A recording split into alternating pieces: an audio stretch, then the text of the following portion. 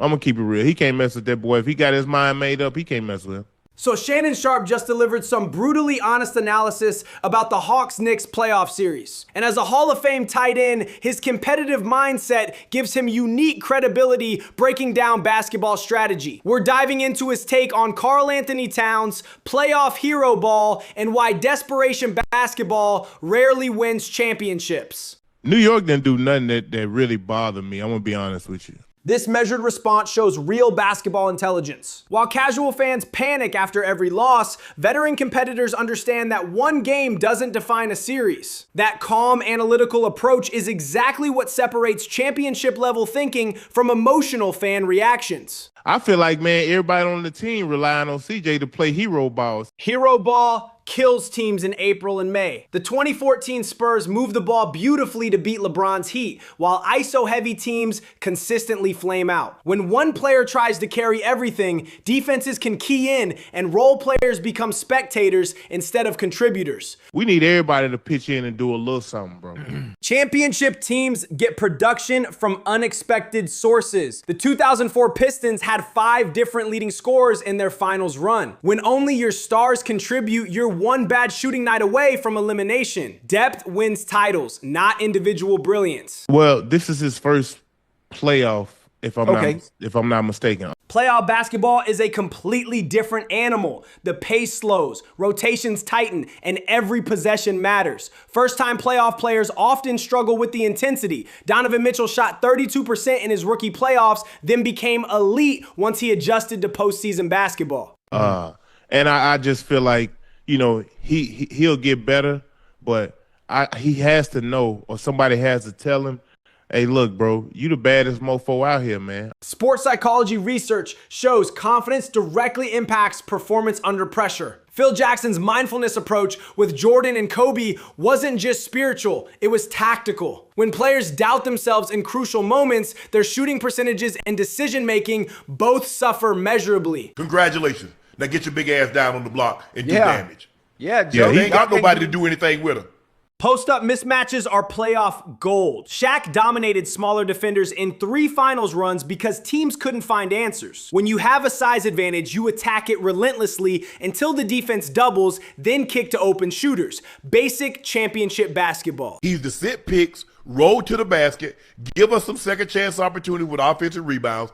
Second chance points become absolutely crucial in tight playoff games. The 2016 Cavaliers averaged 14.3 offensive rebounds per game during their historic comeback. When possessions are precious and shots aren't falling, extra opportunities often determine who advances and who goes home. He the reason why they won this game. Him and Cat, the real reason why they won this game tonight.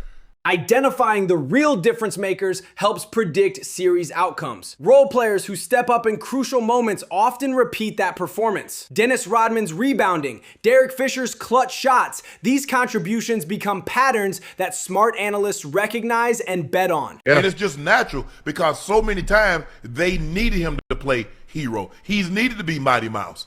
This perfectly captures the regular season trap. Players who succeed by taking over games struggle when playoff defenses force them into team concepts. Carmelo Anthony's career exemplifies this. Incredible individual talent that couldn't translate to championship basketball because of hero ball habits. Cat played a hell of a game tonight. He played a hell of a game. This objective analysis is refreshing compared to most Homer commentators who can't acknowledge opponent excellence.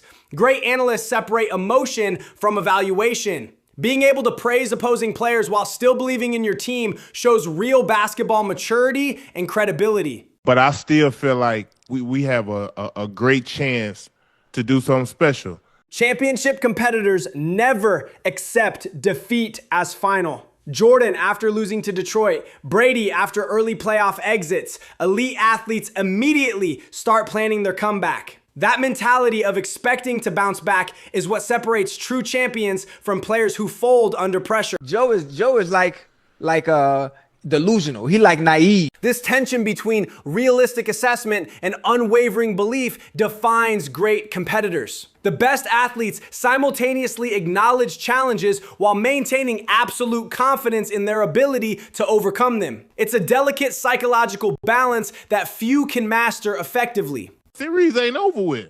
That competitive fire never dies in true champions. The same mentality that made him a 3-time Super Bowl winner now fuels his media success. Elite athletes who transition to broadcasting bring that championship DNA.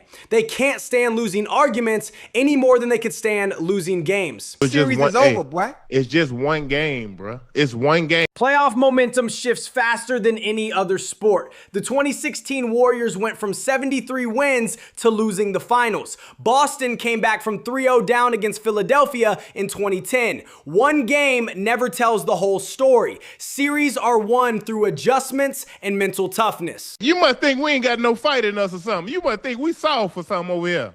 Questioning a team's heart crosses every competitive line. It's the ultimate insult in sports because it attacks character, not just skill. When competitors hear that challenge, it either destroys confidence completely or ignites a furious response. There's rarely middle ground. We gonna be better next game, Ocho. Elite competitors always expect improvement after setbacks. Kobe's Mamba mentality wasn't just marketing. It was genuine belief that preparation and adjustment guarantee better results. Champions view losses as data points, not death sentences. That mindset separates winners from quitters. You can see, Ocho, if we were down 3-0 and we hadn't won a game, damn, you act like we ain't won a game. Media narratives often distort actual series dynamics. Being down 3-1 feels devastating, but 2-2 means equal footing. Sports coverage amplifies drama for clicks, but smart analysts focus on actual basketball factors, matchups, adjustments, and execution, rather than manufactured storylines. But if we get Jalen to be just a little bit more aggressive, Ocho, no matter who in front of him, whether it's Bridges, whether it's Hart, I don't give a damn who guarding him. Star player aggression creates cascading effects throughout the lineup. When Jalen attacks aggressively, it opens driving lanes for teammates and creates better shot distribution. Passive superstars make everyone else tentative. Championship teams need their best players setting an attacking tone. You got too much talent, bro, just to take 12 shots. Shot attempts reflect involvement and mindset in playoff basketball. 12 shots for your best player suggests either poor execution or passive mentality. Kobe averaged 22 attempts per game during championship runs. Star players who don't demand the ball rarely win titles. What I'm saying is, it's going to be hard to beat the Knicks in this series. I understand that. This balanced perspective shows real analytical maturity. Acknowledging opponent strength while maintaining team belief requires emotional intelligence. Casual fans swing between overconfidence and panic, but experienced competitors understand both challenge and opportunity can coexist in the same series. But, you know, our best player in Jalen, I don't need him to be deferring too much to CJ McCollum. Okay. Team hierarchy matters enormously in playoff basketball. Role players need to know their lanes while stars must assert dominance. When that dynamic gets confused, when role players defer to role players, offensive efficiency plummets and championship aspirations die quickly. And it's much needed, especially in closing games, clutch time performances. Clutch situations reveal true team DNA. Who wants the ball with the game on the line? Who shrinks from big moments? These playoff pressure cookers separate pretenders from contenders faster than any regular season game ever could. Character emerges under championship pressure. But I want to see my big gun in Jalen. I want to see him really rise to the occasion, be more aggressive.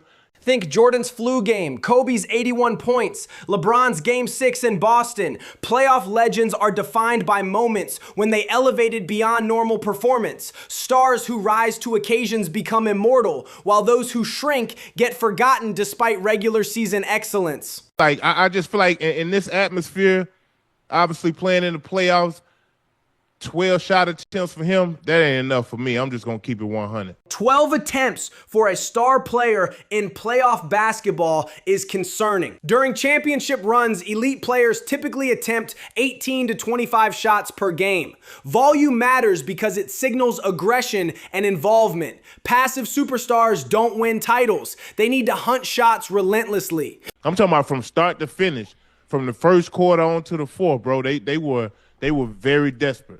Desperation basketball can fuel one great performance, but it's rarely sustainable over 7 games. Teams playing desperate tend to make emotional decisions rather than smart ones. The best championship teams play with urgency but maintain composure. Desperation usually leads to elimination. We gonna get their ass back, don't worry. Champions immediately shift to solution mode after losses. No wallowing, no excuses, just immediate focus on adjustments and preparation. That mental resilience separates title winners from teams that let losses snowball into series defeats. Elite competitors plan comebacks, not alibis. Ocho, I'm gonna teach you. I'm gonna teach you about playing on my top, homeboy. This playful, competitive banter showcases the chemistry that makes their show compelling.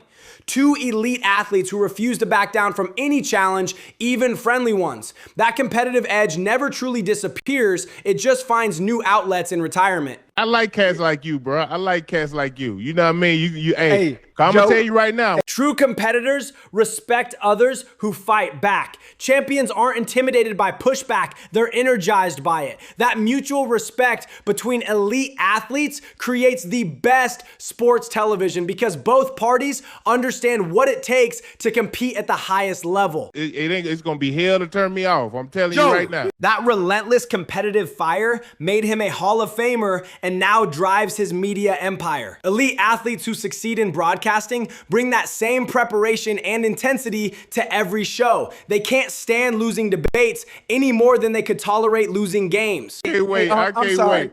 Hey, chat, I promise you, chat. Boy, hey. This authentic competitive passion is exactly why his show succeeded where others failed. Viewers connect with genuine emotion and real competitive spirit. His Hall of Fame credibility combined with unfiltered opinions creates compelling television that feels authentic rather than manufactured for clicks.